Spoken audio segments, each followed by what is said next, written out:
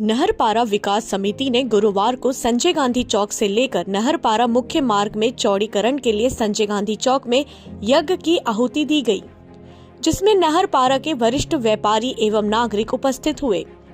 इस अवसर पर नहरपारा विकास समिति के अध्यक्ष रमेश कुमार आहूजा, पूर्व पार्षद एवं महामंत्री सुभाष अग्रवाल उपस्थित रहे।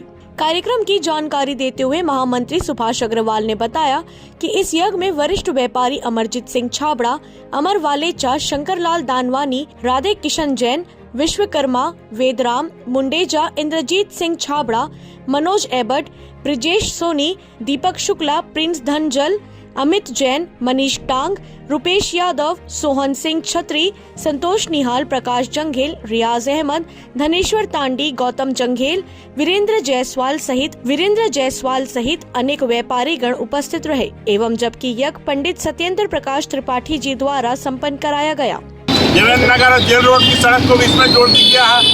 पीछे की सड़क 80 फुट चौड़ी है और सामने संजय गांधी चौक के पास केवल 19 फीट चौड़ी सड़क है, जिसमें रोज जाम रहता है। 10 साल से हम इस परेशानी को झेल रहे हैं और कई मंत्रियों को, विधायकों को और मेयर को हमने कई बार पत्र लिखा है। पिछले वर्ष हमने पूरे नहरपारा के व्यापारियों और नागरिकों के हस्ताक्षर कराकर मंत्रियों, विधायकों और मेयर को पत्र भेजा है, लेकिन आज तक हमारी कोई सुनवाई नहीं हो रही।